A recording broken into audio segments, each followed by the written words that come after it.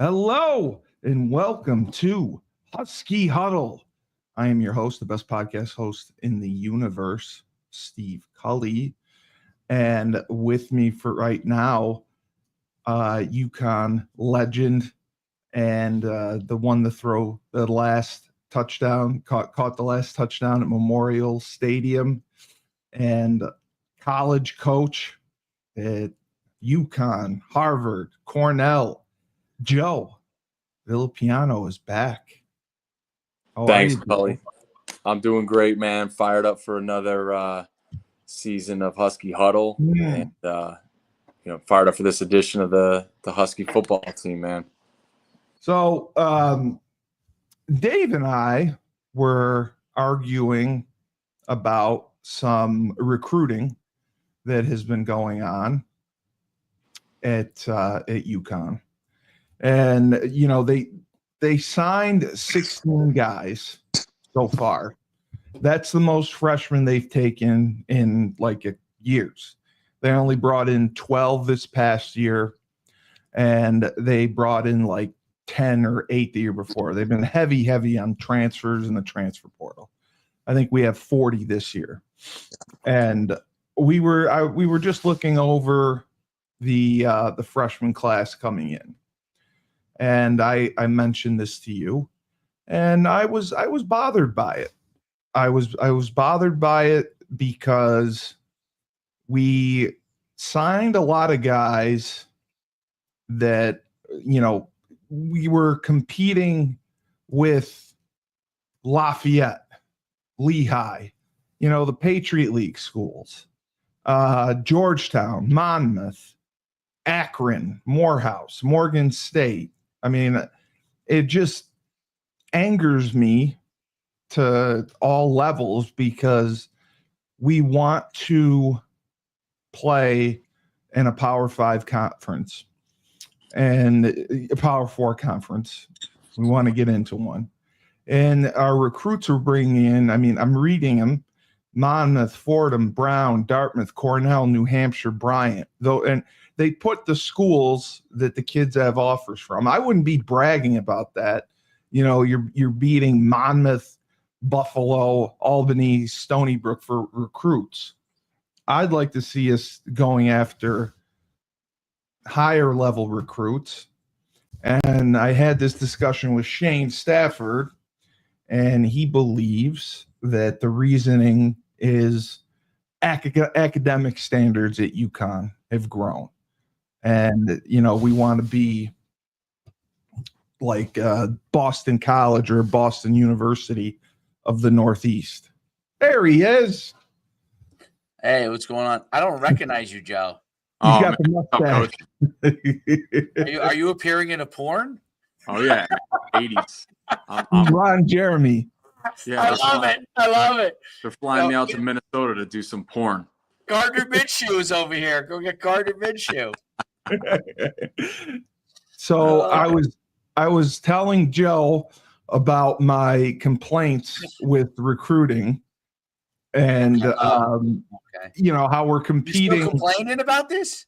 Yes, I'm still complaining about it. I've been complaining about it all week because we're competing with high academic schools, and we're we want to get into a Power 5 conference, and you look at the kids we're bringing in, and they put Monmouth, Stony Brook, Lafayette, Brown, Dartmouth. Those are who we're competing against. And I wanted Joe's feedback on this, if he believes that's a good thing or not. Because and Shane said the same thing that Dave did, that the academic standards at UConn are too high, and that's why we're competing with these high academic schools. I didn't say that. Oh, you didn't say that? No, that had to be Shane, because I don't think our standards are that high. Shane said that. Shane said he believes they're not high. Maybe for the regular student. I didn't think they were either. Go and play football at UConn as long as they can catch and throw. But I didn't think so. I didn't think so either. Come on, let's not be crazy. This is not. You guys both coached in high academic schools, so you know the difference. But that's what I'm saying. That's who we're competing against, and they put that on like they're proud that we beat Lafayette for a kid in recruiting. I don't think that's good. So that's why I wanted to ask Joe, because he coached at that level. Joe, did you have recruiting battles with UConn at Cornell? Very rarely. Yeah. Very rarely. But I had a couple points that I'd like to make, after you told me about this, what you think's going on. I don't know about their academic requirements. I know UConn definitely sees themselves as a higher academic state school for sure. Yeah. So I don't know if that's playing in or not, or the different schools at UConn. Remember, like, the School of Ed was a pain in the ass to get into. They were pricks about it. So yeah, but they were great. They were great once you got in, but it was hard to get in. So maybe that's part of the problem. The business school might be dinging some kids. I don't know. But the business school can't get into till your third year in oh yeah, that's right. Yeah. Well, then I guess my thing okay.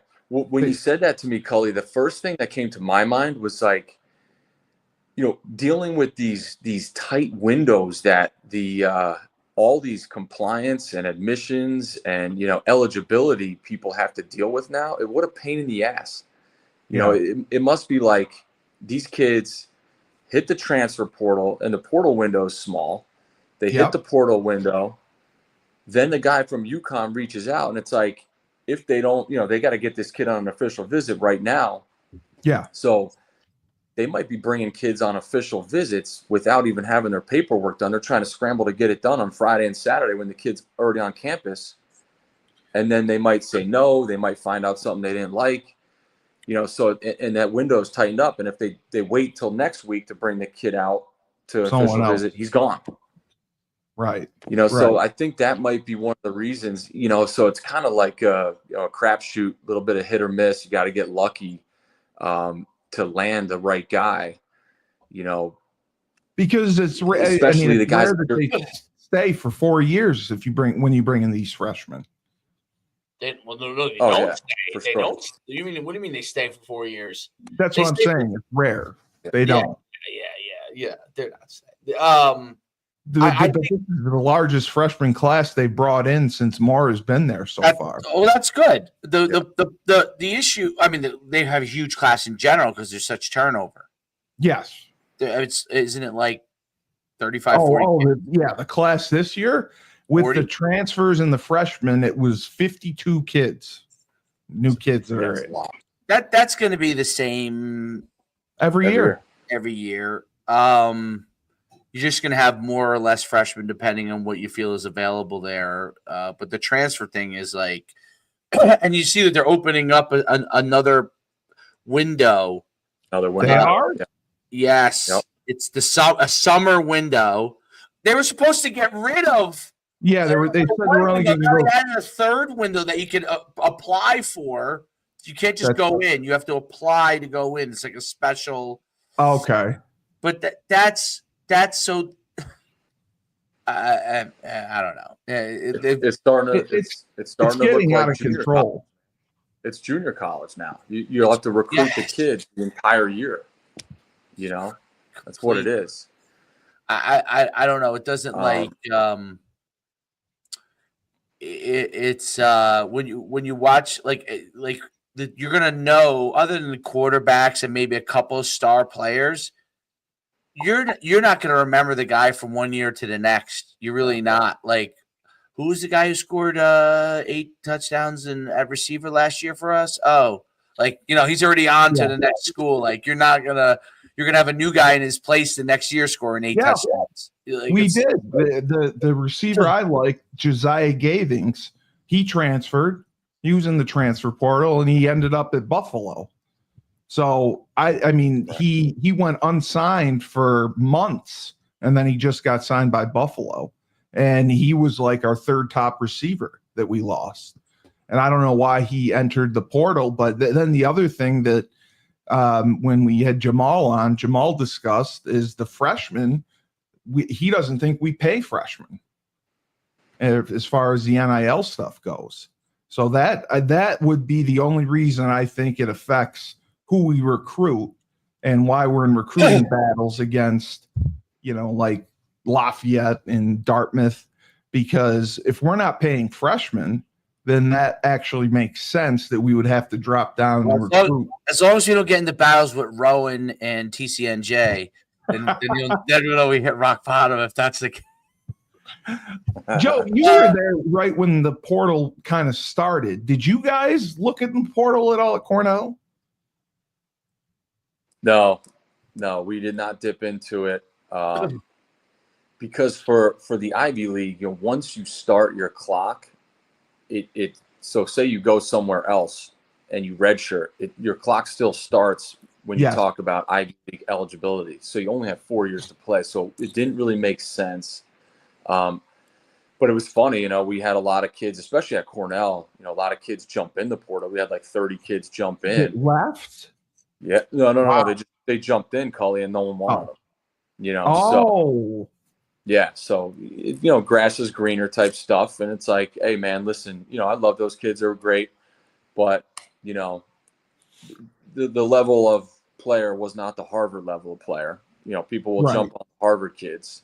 And a lot of the kids at Cornell, they would jump in and didn't have any offers. So, it was kind of pointless. But, yeah, now it's, now it's crazy, man. And I think you just got to get lucky. If you look at the kid Sheffield last year, we talked about him, the receiver. Yeah, there you go. There Joe right there. Before kids, Joe after kids. That's right. He's a supermodel. He's a supermodel over here. The guy. He's like a supermodel coaching football. Oh my God, it's great. I love it. If you saw what I look like, it looked like when I was younger. It was like not even the same human. I don't even look like the same human anymore. I'm a totally different person. It's a different. I'm a totally different person now. Yeah. But Joe had the same issue. Like Joe, you know somebody that I know. Oh yeah, Ashley Schulte, Cully, Texas. Yes, Ashley Schulte. Well, her dad's a coach at Rumson. The Rumson. Yeah. Well, her dad passed away last year. No, I didn't know that. Yes. The son is the head coach at Rumson. Great coach. Right, good. I guess her brother. And because you guys went to high school together? Yeah, she was a couple years younger than me. And then she went to UConn too, I think, or when you. Yep. But our sons play on the same travel team together. Oh, that's the best. Oh yeah. So it's pretty cool. And her husband's a real good guy. And but yeah. No, she was like, there's someone that went to UConn that you might know. And I'm like, yeah, of course. We are on the podcast. Come on now. So the other argument Dave and I have been talking about is the quarterback situation at UConn. And I know you had the same issue at Cornell with having a dual threat quarterback versus more of a drop back quarterback. And they've made it clear that they're going with Joe Figiano, who I think gives us the best chance to win. Agreed. But they tried to run the same stuff that they were running with Evers last year, the read concepts. And because he wasn't a threat to run, they had so much backside pursuit on everything. It really struggled with the run game at times. And then they made some adjustments. But my point is they have to change completely with him because he can't run. And you had the same situation where you had a drop back and a dual threat, and you would prefer to go with the dual threat if he could do what you asked him to do. But if he couldn't, you went the drop back and you had to adjust what you were running because you got to block everyone. Right. Yeah. I think it's a tough situation, especially with this day and age's college game. Everybody wants the spread offense, wants the RPO game, wants to have the chalk last type stuff. And unfortunately, the combination, the running of Evers and the throwing of Figiano, the two of them together make one great quarterback. But, obviously you don't have that. I was never opposed to using 2 quarterbacks. I know some people are not, especially Coach Mora is not a fan of that. But to me, in a 3rd and short situation or low red zone situation where you need to have it and you need to have running game and you got to have an extra guy to block, I was never afraid to throw in a different quarterback. But yeah, my thing with them this year is if you're going with the drop back quarterback and Joe, which I think is the smart idea and the right decision based off the film that we all saw last year, you definitely have to change some things up. And what I expect to see is probably a little bit more check with me offense, a little bit more checking at the line. I don't know if they're going to get in the huddle, but the defense is going to outnumber you. So, you got to teach Joe, hey, if this is the look you get, we got this run play called. Let's check out of it and get into this run play or go to this directional, checks or, run pass checks or pass run checks. So I think Joe can handle that a little bit more than Nick could. It's his 8th year. Yeah. He's an 8th year senior. So RPOs will give him the opportunity to take away that extra defender. Too. That's what I agree with you. That if he can do that, yes. And I know they RPO'd some nakeds and they RPO'd a little bit off of outside zone. But I think, and I've said this, I'd like to see them get into 12 personnel or some 21 personnel because they have 3 good tight ends now. And I think that will give them an advantage because defenses are built to stop the spread. They don't have 3 true linebackers. They usually play with 2. So I think we can out-physical them with our tight ends and mixing up the personnel groupings, and that will give us the advantage. I'd love to see 12 personnel, 21 personnel, and let's run some power. Let's run some counter. Let's run some zone divide. From where, Cully? From where? Talk to me. From where? Where do you want to run those from? I want to run it from 12 personnel, 1 tight end on the ball, 1 tight end off the ball, and a trip set. Should we show him, Steve? Under center, man. You got your little program there. Yeah. Cully, no, I like that trip set with the 2 tight ends. Yeah, I was talking about under center, man. Let's fucking get under center. That's what I want to do. I want to be under center and hand it off. Yeah. I want to be under center, hand it off, and run the play actions off of it. If you look at what has worked for UConn from when Coach Schuh was there, me and you were there, it's like you get under center and you pound the fucking ball. That's what Randy did. Yes. Yeah. Because of the weather too. We play on grass. We're outside. That gives us the advantage. We have great running backs. The running back group is the best on the team. And I think the tight ends. We have great tight ends and we have a good offensive line. I would say tight ends is probably number 1. And then running backs is probably number 2. So, but that's tells you you're going to have to run the ball. However you do it. And that's what we do. You're going to have to run the ball, and then you're going to have to utilize those guys. We got to be like Iowa. Yeah. Unfortunately, yeah. I mean, Iowa, I guess now Iowa's probably in the gun more. Everybody's in the gun more than they used to. But so even Iowa's in the gun. But they're still leveraging running the ball. They're still leveraging. I mean, I think that with the tight ends, it allows us to have more people at the point of attack. Exactly. If we go like counter GT stuff with tight ends, counter H, I like that.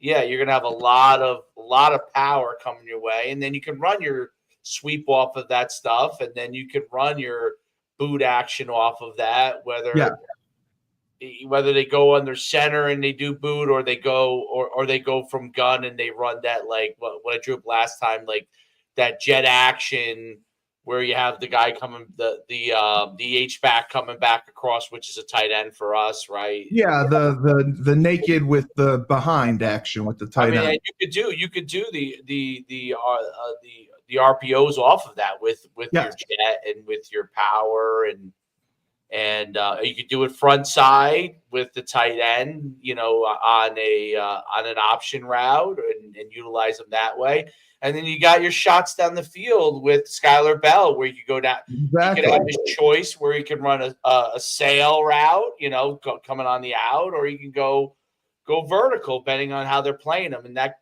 you could run a pretty simple game with those guys and leverage the guys you have. Not have to get crazy complicated, because we don't have – I don't think we have the plethora of speed to be able to do these vast things that spread teams are able to. When you have an overabundance of speed is when you can take your slot guy and who's really a receiver and run him on a jet, and then you got a guy stretching the field, who could fly. And so some of these teams that are the level we are, but are in the South, let's say, they have the ability to run more of a spread because you have a lot more speed that you got all these interchangeable parts. We don't have interchangeable parts within one position. We've got similar guys at tight end, big old guys that run pretty well and can block. We've got a speed guy on the outside, singular. Well, we the transfers we brought in, we brought in a lot of wide receiver transfers, so we don't know what we're going to get out of them. Right. And the tight end too that we brought in from NC State, he's more of a receiving tight end. He's more of a receiver guy. He's more of a receiver guy. You're right. But I mean, if you're going to use two of them at all times, you have one guy that does one thing, the other guy that does the other thing. And then the running backs, you have different types of running backs. They're all pretty good. I think we have three good backs, but that's the other thing, Joe. We don't have a ton of running backs. I mean, there's five, I think, and that's kind of light for a 1A team, wouldn't you say? I would agree. Yeah, you can never have enough running backs, man. Those guys, they get dinged up, and they're taking a lot of hits at the point of attack, and I agree. Yeah, 5 running backs is not enough. Like you got to have seven. Of those guys. Even quarterbacks, we only have 4 because 2 transferred. But one of them is he was the best dual threat quarterback in the state of Virginia. He's a true freshman. He's the guy that I think after Figiano leaves will have a chance to play if Evers doesn't come around. Mm-hmm. But we had said, they have Evers for 2 more years. So if he develops and can be the guy, that makes a huge difference in the offense. We just didn't think he was athletic as advertised. When you watch him pull and run, and they tried, Joe, when we went to the Fenway Bowl, they tried to use him in short yardage situations and have him run. He wasn't as athletic and dynamic as other running quarterbacks. Right.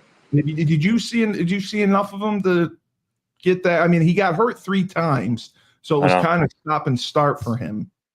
But I didn't see the explosive running that they, thought they were getting when they took him. Yeah, I agree. Yeah, I don't know if I've seen quite enough, and obviously he'll develop and he'll be healthier. But yeah, I mean, I think that adds another little element, another wrinkle, another thing that the defenses have to prepare for. Right. So and be ready for. So, but yeah, just one more thing on Dave's point, man. I think you mentioned Iowa. We did a 10-game study on Iowa inside zone from under center. Wow. It was fantastic. I mean, they are rolling over people, man, killing. And what they do, they basically take, inside zone from under center. They just take the aiming point from the inside leg of the play side guard to the inside leg of the tackle. So it's a little bit more. Some people might call it mid zone. It's that mid zone. Okay. Yeah, some people might call it mid zone, but it really gets the defense to flow. It's not outside zone. You're not expecting that bounce cut, right, or trying to get that stretch. It's still going to hit downhill, but it's wide downhill. It really makes linebackers say, "Oh shit, man! I either got to go, or if I hang back for any type of split zone action, this thing might crease front side. So it was really good. And I think that would be perfect for UConn. And I think, getting in 12 personnel sets, like you guys said, is spot on. But be versatile with them. You can do 12 personnel and line up in an 11 personnel look and have one of those receivers out there and do some RPO with him, some 6-for-6 run game RPO that I think would be very good with the slants and the glances and things like that with a bigger body in there. I mean, that stuff is real good. I think you could do also with that 12 personnel, you could also go I mean, you could do things where you take that second back and let it be one of the other tailbacks, and you could do you don't need them to block per se, right? But you could utilize them on jet action and run zone off of it, right? Or and leverage the. I think the big thing that UConn has to do a little better job. It's hard to complain about one of the best seasons they've had in a long time. So, but one of the things that they could do a little bit better is utilize all of the weapons they have. It drives me a little bit crazy when this is the number one back and he's the only guy in until they sub in the second back. And it's like, are there situations where you can have the two stud backs on the two field? tailbacks in, yeah. Right. I mean, they could go with Cam and Mel at the same time. Cam and Mel, yeah. Is there situations where you could utilize those guys? Just like, is there situations where maybe you could have 3 tight ends on the field at a time? And if the 1, 2, and 3 are some of your best players, get them all out there. Where do you put? Yeah, how do you utilize them? Maybe one's flexed, the kid from North Carolina State. Maybe he's flexed. The other 2 guys, one's hand in the dirt, the other one's like an H. I don't know. But I think that's how you could be creative, where you have overloaded position strength instead of just having. Okay, we have if we were to rank our players, 1 through 11.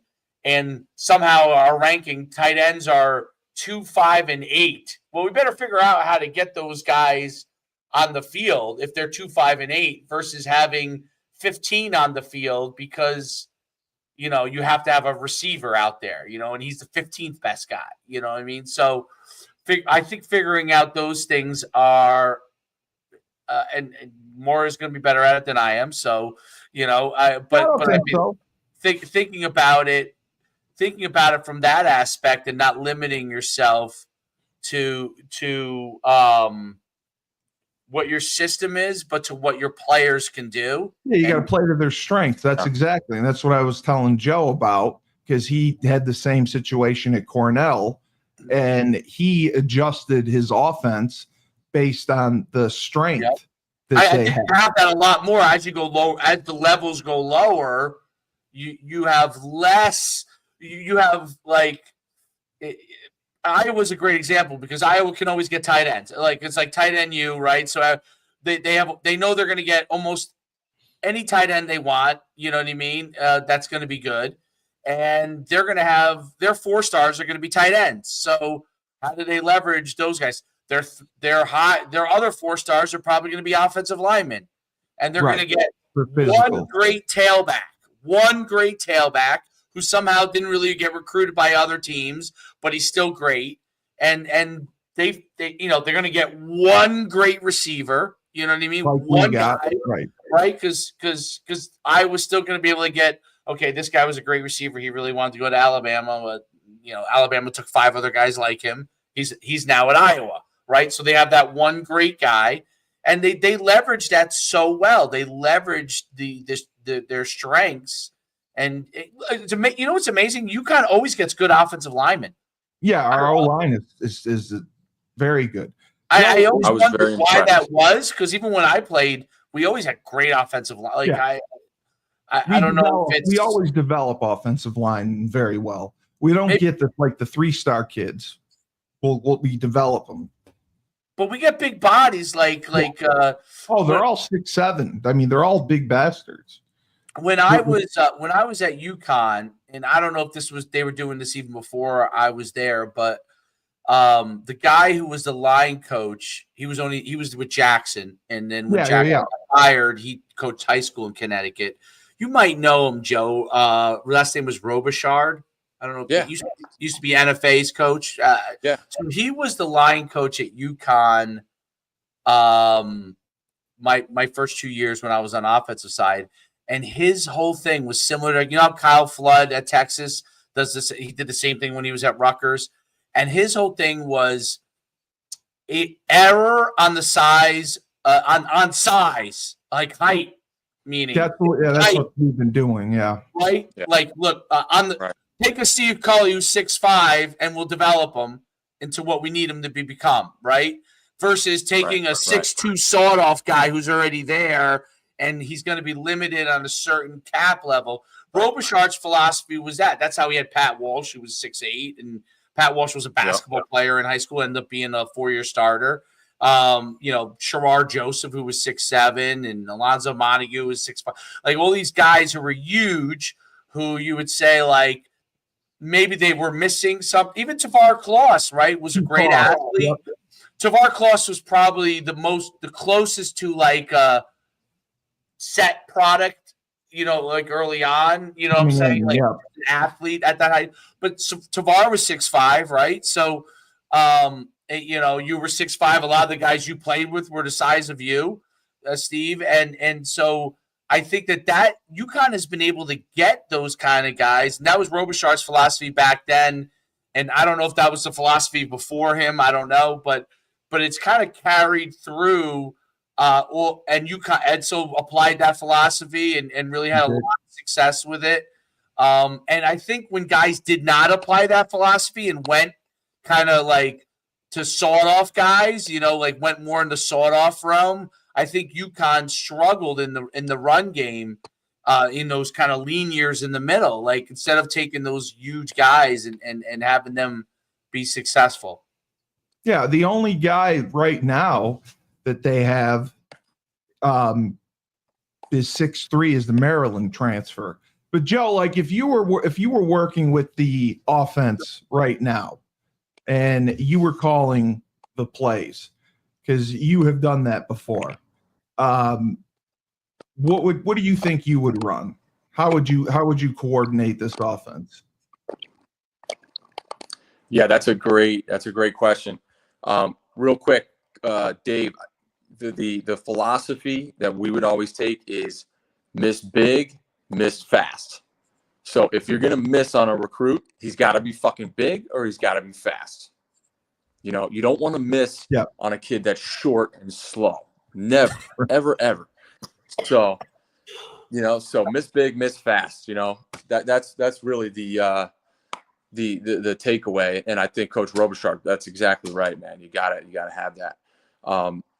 But how would I coordinate the offense? I really love the ideas you guys are throwing out. I think you start with the run game. I would definitely get under center, because then it allows you to at least have the ability to play action pass teams. You can't play action pass from hardball play action.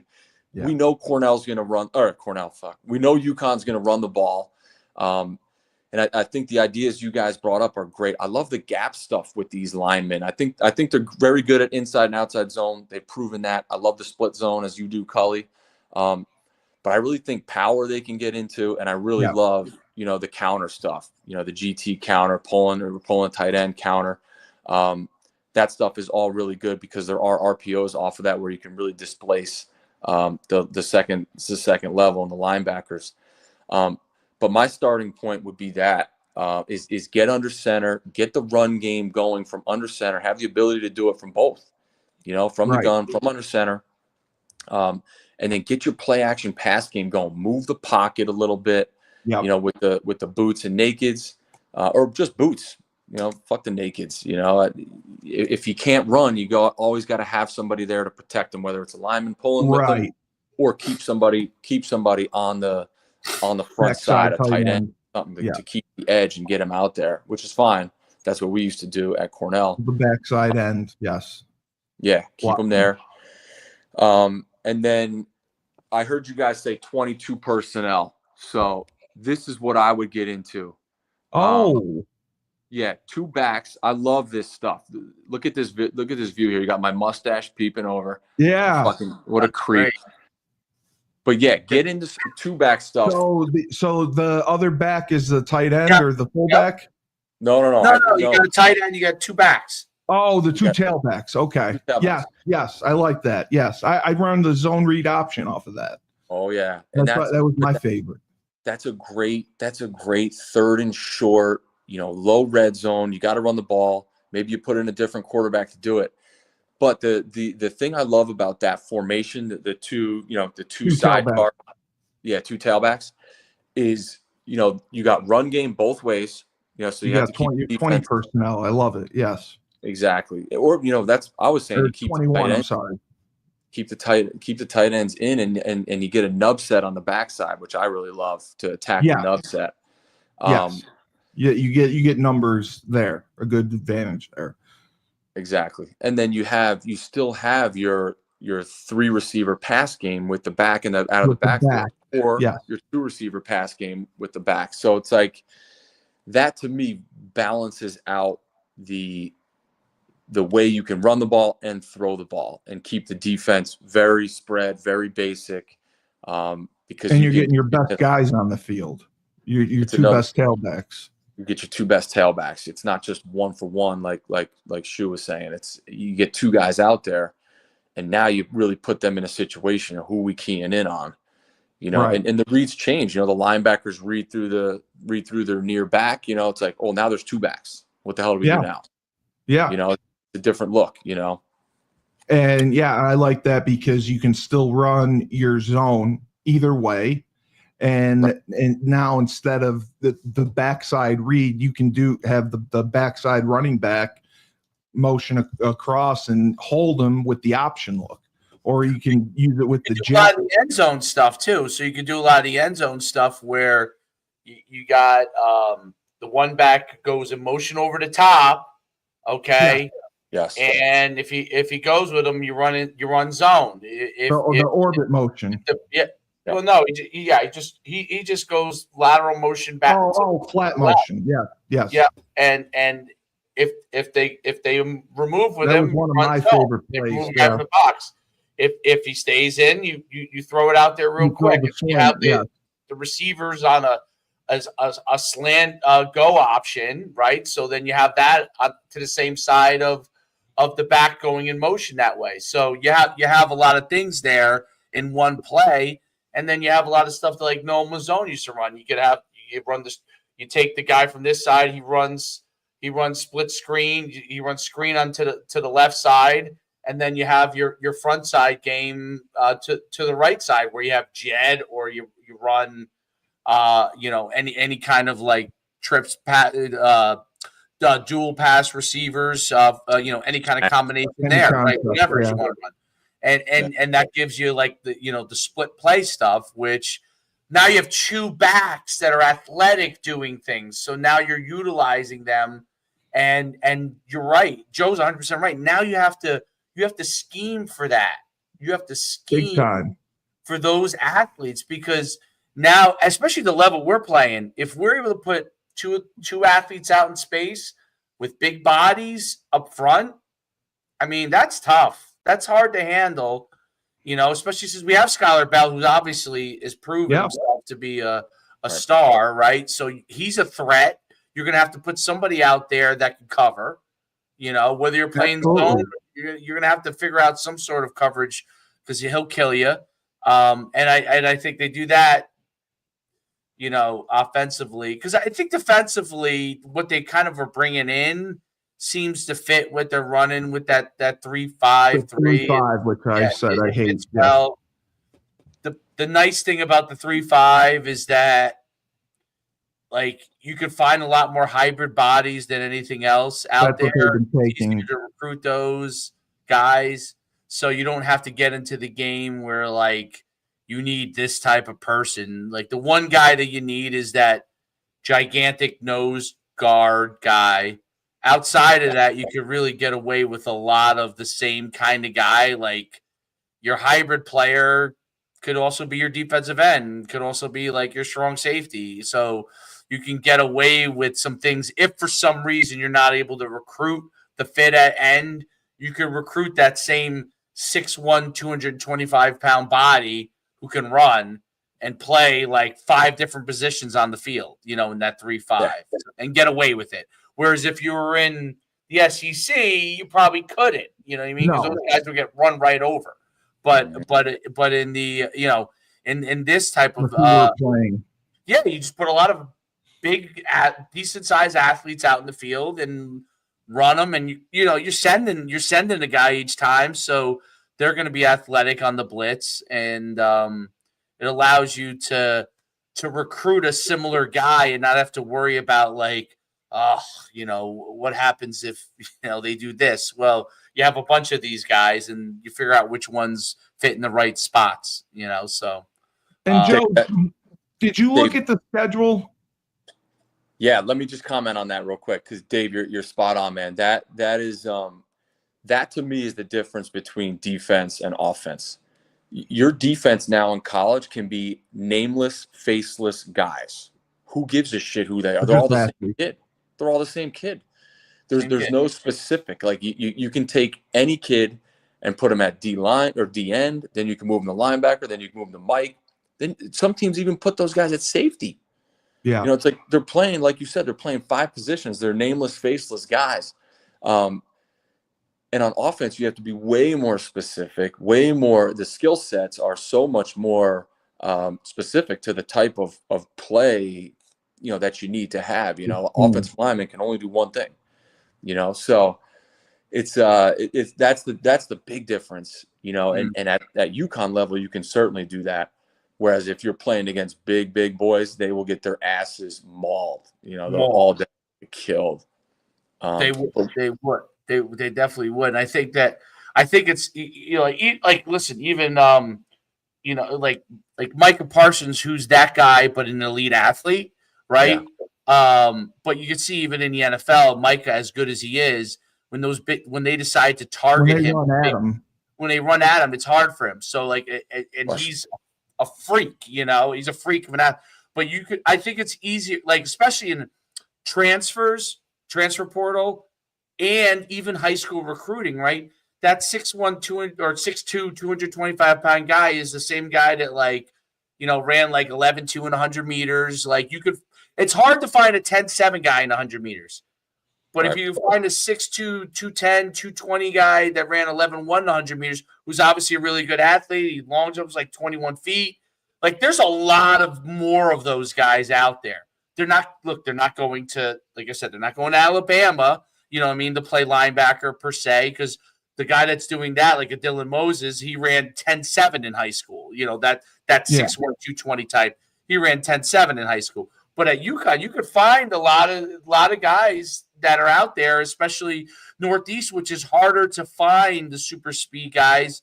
You probably could find you could go through like the town, Mid-South. Mid-South every year has a guy that probably runs 11.1 100 meters. That's 6'1", 225 pounds, 220 pounds. And he's there, he's their fullback, and he's there, carries the ball for 1,000 yards, and he makes 90 tackles or 100 tackles every year, and sometimes he's a safety depending on what his size. So you could find more of those guys in the Northeast. Right. You could find a lot more of them. You could find them in public schools, which is also an issue in the Northeast recruiting wise, where the superstars a lot of times are at the private school, public parochial schools, and those kids are not necessarily looking to go to UConn either, right? But the public school kids, if you could find that kid who was, he's that guy, and he's only going to get recruited by these things. He's probably Division I athlete, but he's not, he's not tall enough to play a receiver. He's not quite fast enough to be your everyday tailback, but he's on defense, is what Joe said, the nameless, faceless guy. And those guys run. That's the thing. Yeah. You can get those guys to run and And you could find them anywhere. You could find them in the city. You could find them in the suburbs. You could find them anywhere. And I think UConn's doing a pretty good job of that. West Virginia lived off that for a long time. And I'm sure he's going to do it again, Rich Rod, the same exact way with his defense.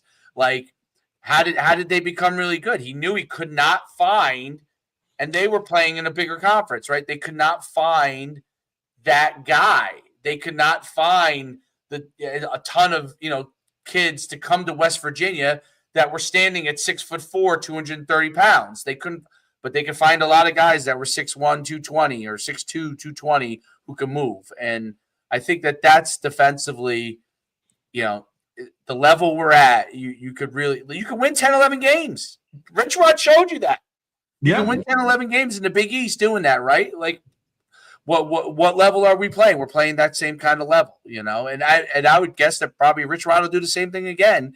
And Jim Moore is kind of utilizing that type of philosophy, to be able to done a great job defensively with that scheme.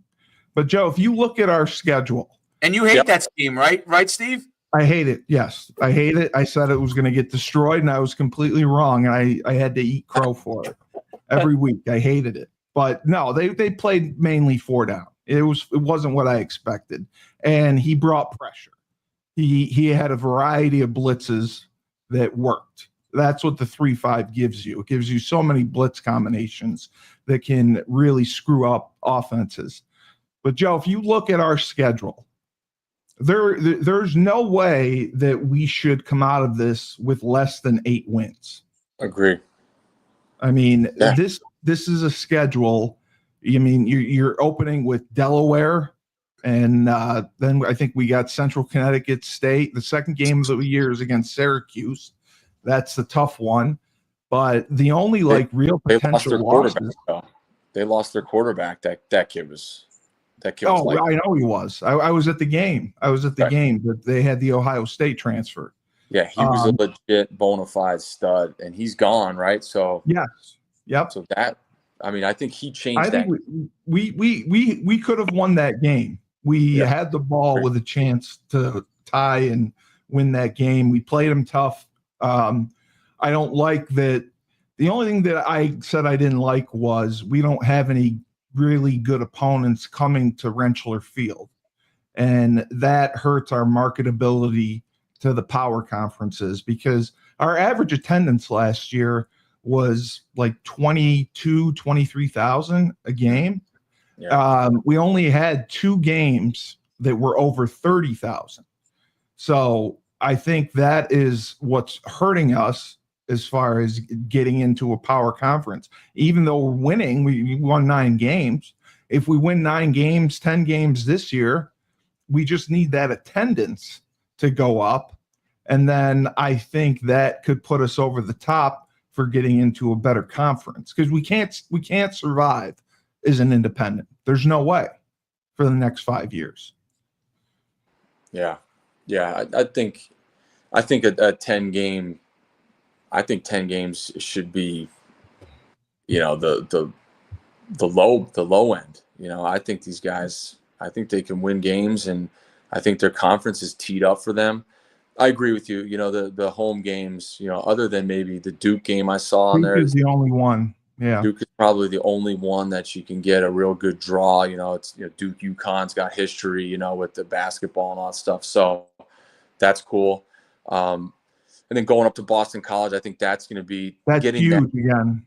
Getting that back off the ground. If we can go up there and get after their ass, and that I think will really make a statement for getting ourselves back into a big conference. But yeah, and then they got to take care of business, man. They got to take care of it. When the games, they got to win the games that they should win and win them well, and then go on the road to Syracuse, go on the road to BC, and get after those guys. And I think that's going to be the key for them. Yeah, if they make a statement there and get those wins on the road against ACC teams, that could put us over the top. Because I know we did great fundraising allegedly, but Well, yeah, I mean, he put it out on Twitter. We raised $50 million. I don't know who gave for $50 million, but that they do Tommy the Tomlin. revenue. That's what the athletic director, he was so proud of that. They raised 50 million. But they're revenue sharing, and we don't have a huge TV contract. And, we're not like SMU who, declined the ACC money just so they could get in. And they fundraised $100 million right off the bat. We don't have that. So that's why I don't think we can survive as an independent for the next 5 years. We have to move into a conference. Yeah, and I think that's what's hurting recruiting too, man. If you're not in a conference, I mean, you remember UMass even went back to the MAC just to get in a conference. Exactly. And we're the only independent left besides Notre Dame. Us, Notre Dame. I remember specifically, just when you and I were in our freshman sophomore year, we're in the 1AA. Yeah, we were independent. But then once we announced that we were going Big East, like the level of athletes that we started to get from day one was totally different. It was like, oh shit, now we're in the big time. Like now my slow white ass is not playing anymore. I'm done.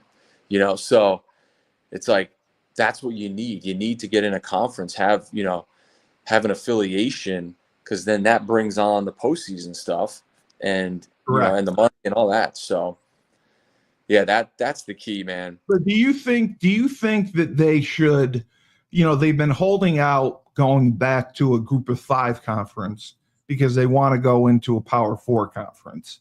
Do you think that if another year or 2 goes by and they don't get into a Power 4, that they should go back to the American Conference or go to Conference USA or go to the Sun Belt just to be in somewhere? Or should they still continue to hold out for that Power 4 chance? Yeah, it's almost like it's like a tough pill to swallow, man. They've had so much success in other sports. And they have. Yeah. They have. And it's like, do you take your medicine and go down, or do you keep fighting for it? But while you fighting, you're not in a conference, so you're not going to get the high level recruit. Yeah, I think it's going to catch up to them in basketball too, being in the Big East. I mean, the Big East was horrendous when it's typically good. I mean, even with the girls dominated everyone, and the men, I mean, should have dominated everyone. And we only got a couple teams into the tournament. So that's what I mean. Being in the Big East, even baseball wise, we dominated, and only the Big East champion in baseball went to the tournament out of 64 or however many teams. We didn't get in that large bid because the Big East holds us back. You agree with me, David? As far as the conference, absolutely. I don't know. I don't know what the answer is unless we get in the ACC. Well, if Clemson and Florida State, who sued to get out, if they end up leaving, that gives us a spot. But I don't think they're going to. I think they came to an agreement, didn't they, or something? I think I saw a thing where. Oh, okay. I'm not sure if this is accurate. So if the lawsuit is settled, I'm saying it without knowing if it's accurate. But that the Big 12 might be an option. And well, yeah, in the new Pac-12 as well. Right. Well, I know. I see the teams in that. Ugh. Yeah, I know. They're taking the Mountain West teams. It's Mountain West, right? But I mean, they're still getting their status back, and it'll be a Power 5 conference. Oh, they are. Okay, so they're gonna get their status back. Okay. Oh, you're right. You're right. They did settle the lawsuit. Clemson and Florida State. Yeah. Oh, okay. So they Okay. they settled something. So you're right. They're giving them more money, so they're not going to leave.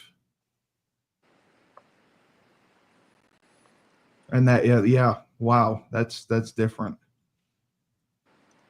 So if they did agree, the ACC did agree to a new revenue model that distributes more money to both of those teams.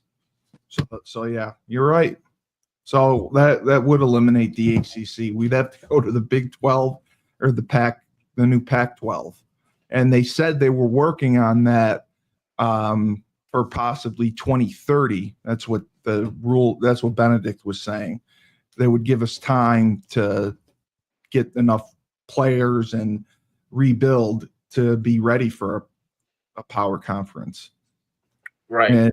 But that they were saying that would be football only, and they try to stay in the Big East for everything else because economically it would kill them. Yeah. Well, then they got to start scheduling. The AD's got to start scheduling some bigger games, man. Like it can't be Delaware and Buffalo and Ball State, and it's like let's get some bigger games going. UConn's got the national recognition, man. Like people, we're a national brand.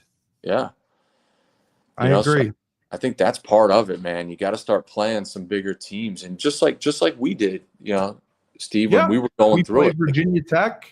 Exactly. Miami. Exactly. BC. I mean, right. Louisville. Because that's going to get some kids to come. It did. And even going there, hopefully going to BC and going to Syracuse, they pay us a good amount of money. That was the other reason we did it. We went down to Virginia Tech and got destroyed just so it would pay for fund our football program. Yeah, Kentucky. Remember we went to Kentucky? Oh God, yes, I remember that one. I remember that was when I got in that game. I shit my pants. Yeah, me too. I was wearing fucking elbow pads. Playing the SEC. I was scared to death when I got in against them our true freshman year. No question. That's right, and you're right. We did. I mean, we were technically a 1A team in 2000. And we were an independent, but we played a very tough schedule. We played a much tougher. I mean, Eastern Michigan we played, but we still played BC. We played Louisville. We played Virginia Tech. And Miami, it ramped up, right? Yeah, it was we played above where we should have been playing. Now they play at a level where they can get wins. Yeah, they play teams that they're competitive with. We definitely played up. So yeah, but that's got to be the I think the going forward. I think it was like we played 3 and then we played 4, then we played 5 and 6. We did. So our senior year we were playing 6 Big East teams. It's like, all right, well now now you're basically there. And then we also played Vanderbilt, Navy. We played Iowa State. And that was the year we also played BC and Miami. And that was kind of the set-off point for the run that we had from 2002 to 2010, where they didn't have. I don't think they had a losing season, and that's when they had a record for sellouts up until then. I mean, they would get 40,000 people. I remember the first game at Rentschler and how crazy it was. I mean, we used to have a very good home environment, and I think we need to get back to that. And bringing in those schools will do that. But even that first game, Cully, I believe it was Indiana, right? Yeah, they opened up against Indiana and beat the shit out of them. We beat the shit out of them, and it's like, all right, great. Well, that's a Big Ten team. Yeah, like that was the only other season that they won 9 games. That's right. It was that year. That year and last year were the only 9-game wins besides the 10-game season where they went to the playoffs was the year before we got there. Yes. And I think they can definitely achieve that again. but I think that we established offensively where they need to be, what they need to do, how they can utilize some of the strengths that they have, and really pound some teams and score some points with the 8th-year senior Joe Figiano at quarterback. Right, Dave? The senior citizen. Yeah, 8 years. 8 years. He's already getting the AARP thing. AARP, right.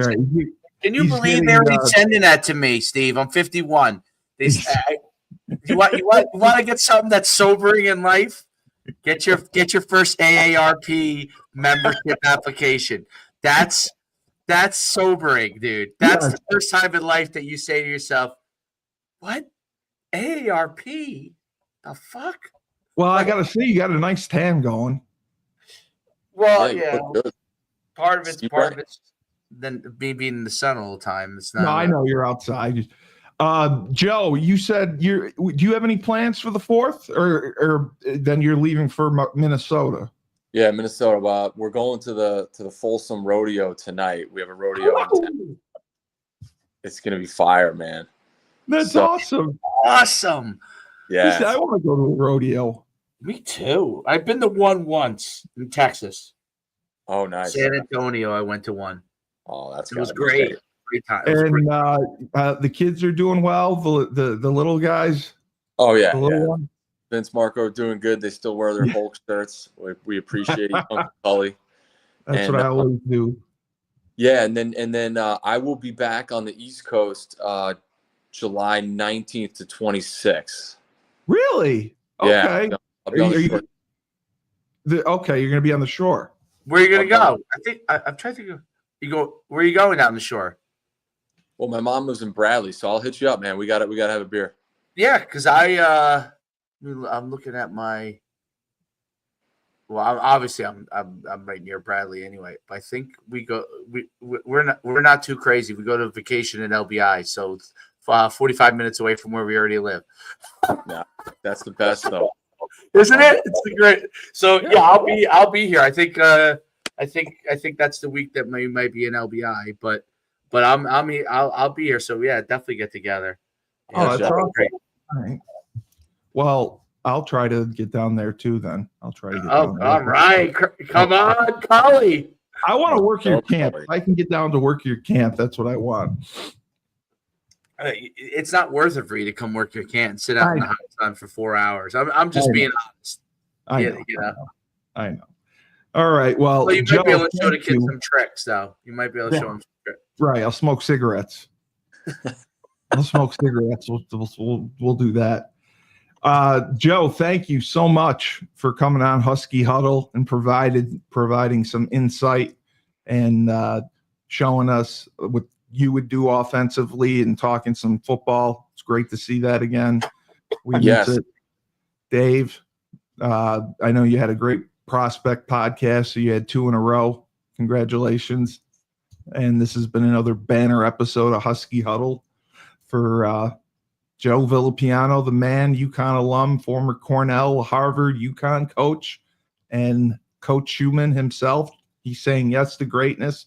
I'm Steve Cully, the best podcast host in the universe. Remember, when life gives you lemons, don't make lemonade. Take 2 oranges, throw them right back at life.